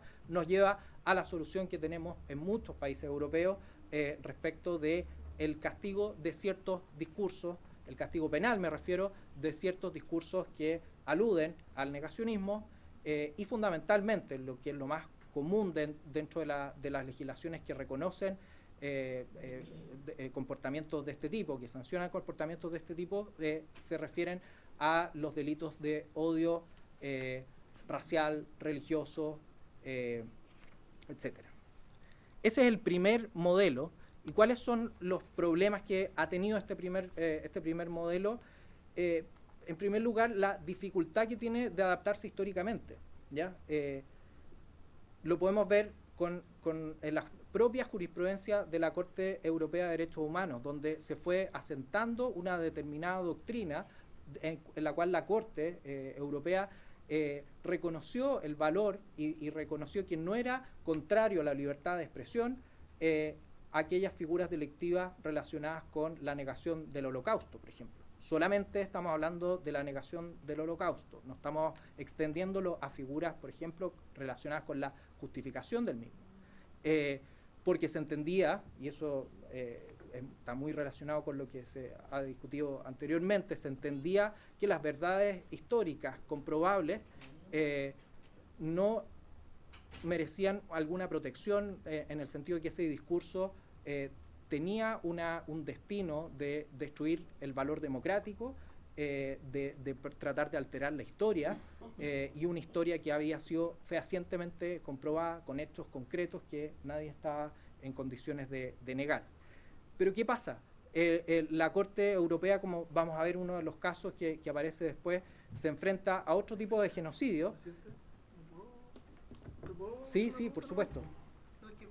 Me queda la duda respecto al negacionismo, porque hay un proyecto acá que se fue a Constitución ahora, que se aprobó acá, y cuando lo que dice usted respecto a la justificación y la negación, que no ese matiz de la justificación y la negación.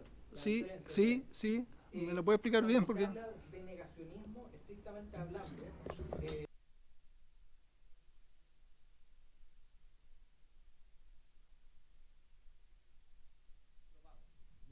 ¿ya? Por ejemplo, la falsedad del Holocausto, ya el clásico ejemplo.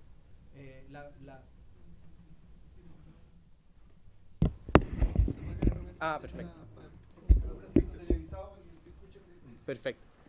Por lo tanto, ahí hay una diferencia, y estrictamente se habla de negacionismo en ese contexto. Las justificaciones o explicaciones son menos precisas, porque las justificaciones podemos encontrar, por ejemplo, en libros de historia, algunas explicaciones de crisis política que pueda llevar a algunas, pero que no necesariamente son justificaciones en orden a reclamar la bondad de un acto que está comprobadamente que es contrario a los derechos humanos. A eso es a lo que me refiero. Por lo tanto, toda la regulación y el reconocimiento que ha existido en algunos países sobre la sanción al negar la existencia, por ejemplo, de violaciones a derechos humanos en Chile, estarían relacionados solamente, bajo esa figura del negacionismo, solamente a reclamar la falsedad. No sé si... que cuando uno ve la ley de los países de Europa, sobre todo de la Comunidad Europea, la ley dice que el negacionismo es, o sea, lo que castiga es, estoy tratando de hacer memoria, es justificar, trivializar y negar el Holocausto. Entonces, como que, me acuerdo, pueden haber dos conceptos más, pero esos tres conceptos son como los que la ley dice en cuanto a castigar a las personas que nieguen, justifiquen o trivialicen el Holocausto. Entonces, como que serían parte los tres del negacionismo, de negar... Sí. Yo creo que la diferencia estaría en la justificación. Creo que ahí hay una diferencia respecto de la precisión que podría tener esa prohibición. Y por eso que tradicionalmente estoy de acuerdo con que también la trivialización, por ejemplo, la utilización de humor, también ha sido sancionado bajo el mismo pretexto, porque es alterar la verdad, es trivializar algo que es comprobable, y es tratar de desvirtuarlo. La justificación no necesariamente nos lleva a eso, a menos que definamos con precisión qué es justificar. Que justificar será demostrar las bondades que tuvo ese acto que fue contrario a los derechos humanos. Si lo entendemos así, estamos hablando, sí, yo creo, de lo mismo, ¿ya? Pero si estamos hablando de explicaciones históricas, de conjeturas, que lo podemos encontrar en libros de historia universal o de historia de Chile, en el caso, nos lleva a situaciones que son mucho menos definibles respecto de qué es lo que se produjo, qué es lo que produjo lo que pasó en Chile, ¿ya? Ojalá.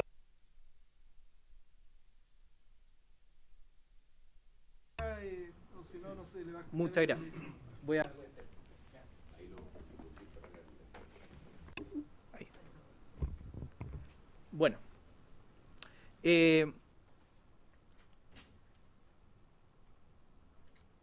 A ver, estamos retomando las justificaciones. Hay varios países que reconocen esta justificación, pero sí hay una evolución que tenemos que considerar.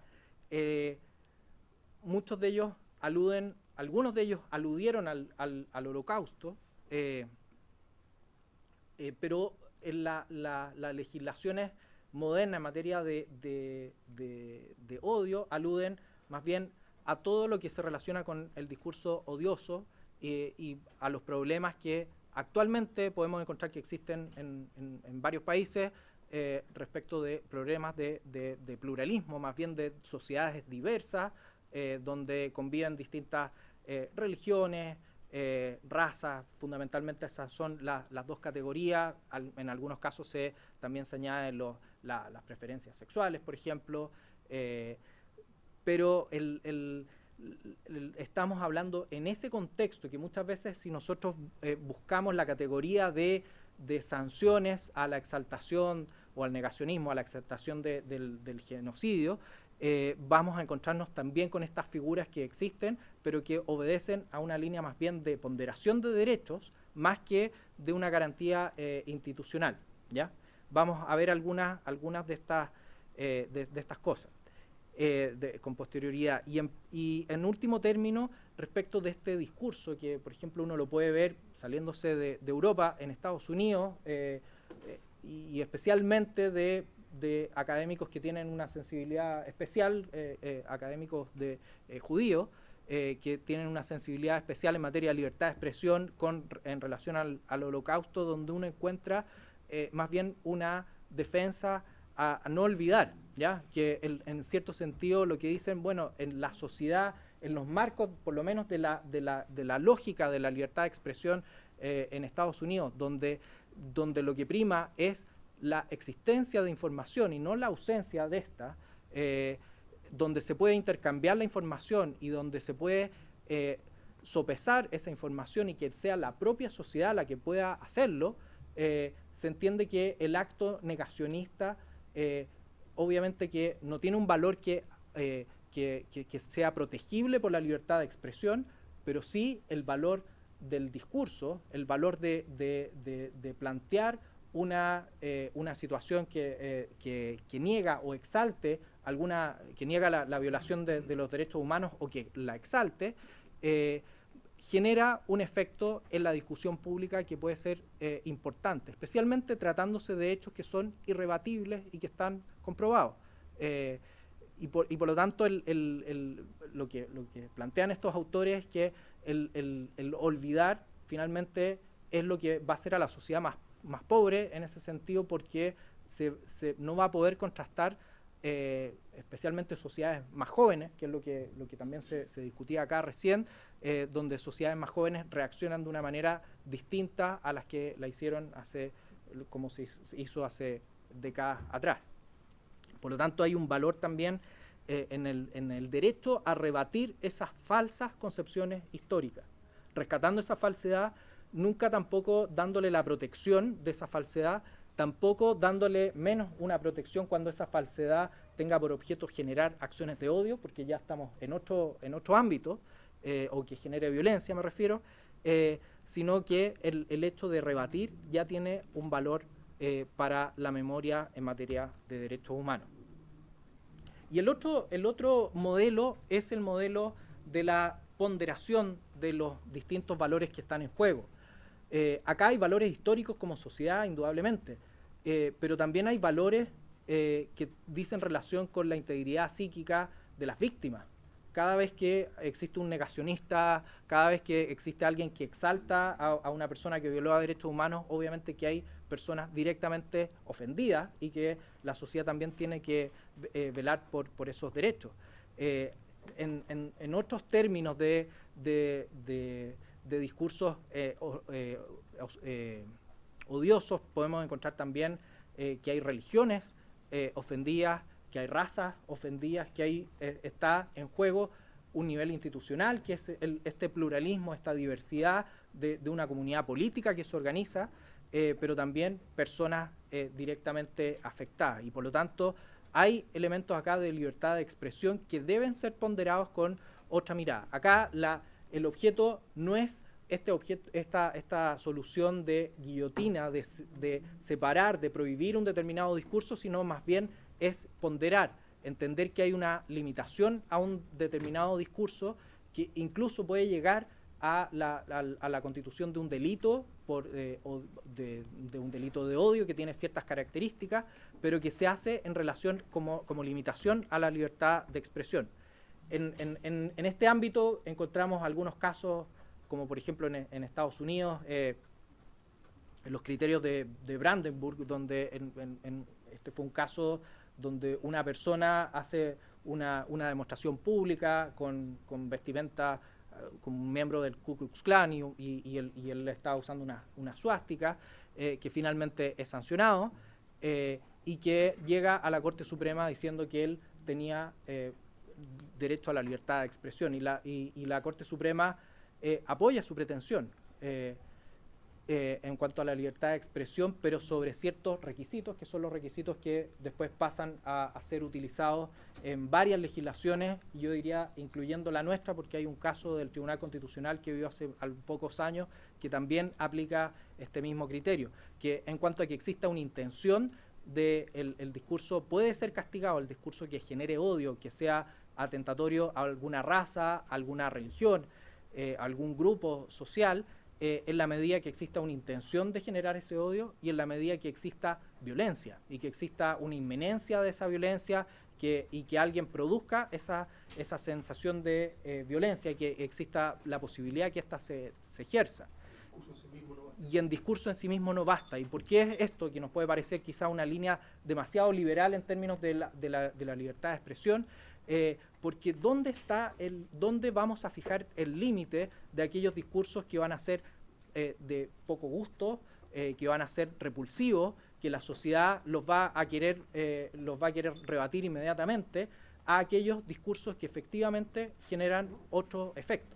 ¿Ya? Ahí está la línea desde el punto de vista como de política pública, por así decirlo, en materia de derechos fundamentales.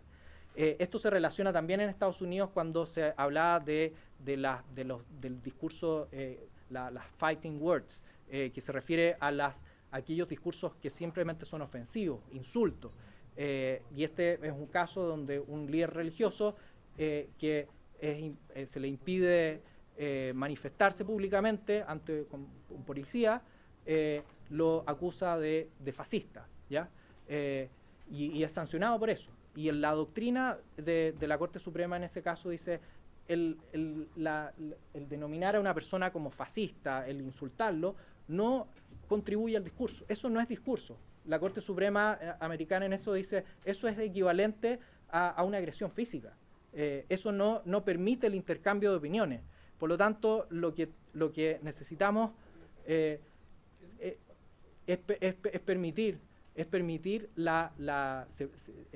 sistema de derechos fundamentales puede permitir la limitación de derechos fundamentales, pero en ese caso incluso consideró que esa limitación no era justificada por un elemento, que el elemento siguiente, que es porque la regulación no era neutra, porque la regulación bajo la cual a este señor Chaplinsky fue sancionado fue una regulación que castigaba el discurso que basado en el odio religioso o racial de ciertas personas, ¿ya? Y en eso la Corte dijo, si esto se hubiera referido a un discurso general, ¿ya? De abuso del derecho, perdón, de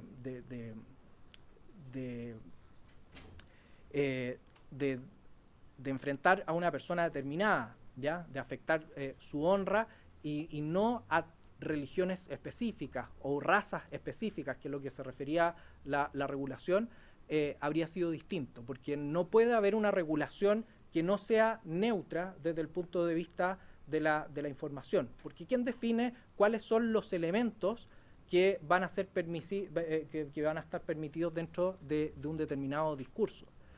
Cuando hablamos, por ejemplo, de actos de discriminación, ¿qué tipo de discriminación es la que nosotros vamos a considerar ofensiva? ¿Cómo vamos a definir tales categorías? Eso es la esencia de lo que el legislador se enfrenta cada vez que empieza a regular estas figuras. Vemos algunas de estas figuras, por ejemplo, en la ley de televisión digital, donde se habla de ciertos contenidos. ¿Cómo se define esos contenidos? ¿Es el Estado el que los define? ¿Por qué no definió otras categorías que las que ocupa en ese caso?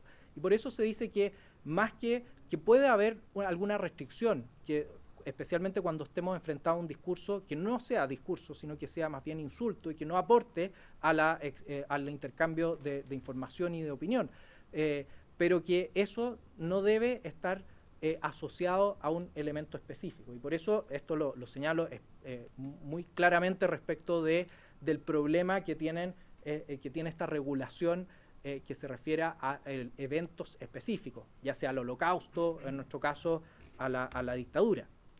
En Europa, como les decía, el caso del 2013, donde un dirigente político turco es sancionado por el negacionismo del genocidio armenio, y la Corte Europea de Derechos Humanos dice: nosotros no podemos aplicar el mismo estándar del Holocausto que históricamente hemos empleado a este caso, ¿ya? Entonces nos encontramos...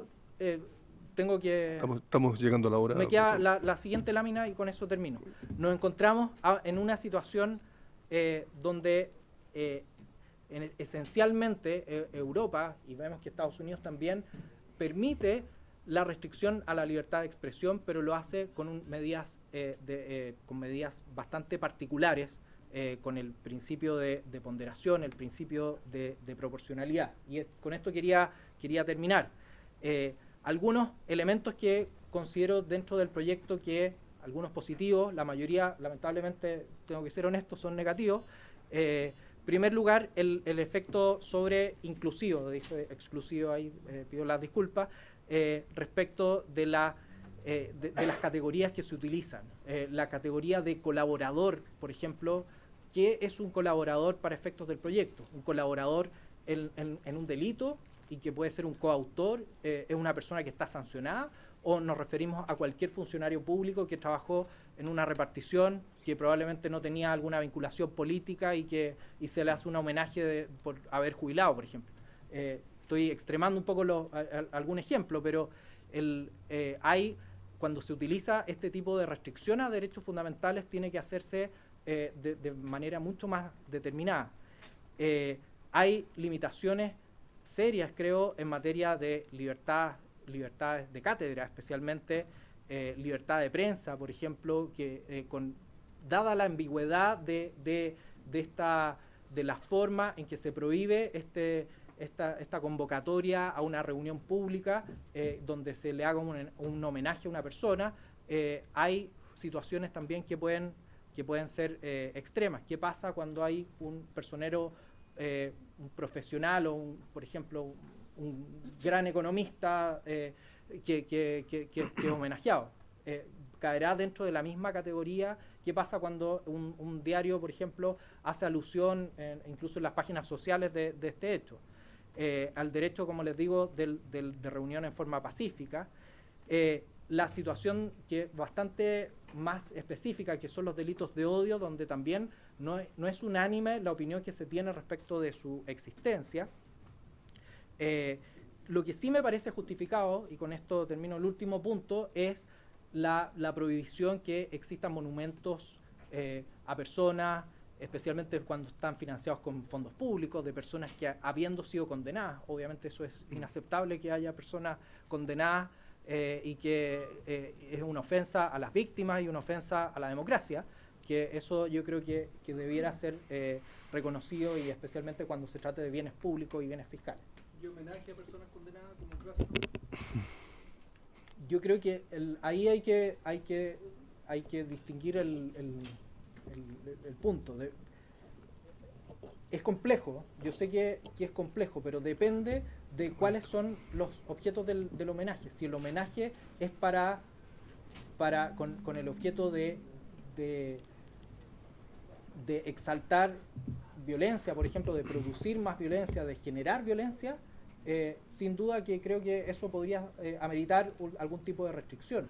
Pero el hecho y por eso hablo del contexto, el contexto en que hoy día nos enfrentamos a este tipo de situaciones es un contexto totalmente distinto al de los años 90 y 80, donde actos como esos son ampliamente repudiados por la opinión pública. Por lo tanto, ahí se produce ese efecto que yo les decía de quien niegue algo, una realidad histórica, o quien trate de exaltar algo que de una realidad histórica también reconocida ampliamente por todo el espectro político, debe producir una reacción de la sociedad, y ese discurso también es bueno, y es bueno para quienes son más jóvenes en la sociedad, que no vivieron esa realidad y que probablemente ven esa reacción popular de la gente. Yo creo que en ese sentido no estoy de acuerdo con la prohibición de un acto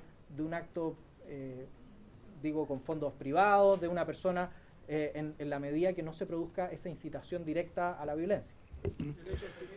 Estamos sobre la hora y hay otra comisión que va a funcionar. Entonces yo lamento tener que ponerle... Sí, pues. Pero es que, presidente, podríamos continuar dialogando con el profesor fuera de la breve sesión, porque ya debo ponerle término. Pero, presidente, muy breve.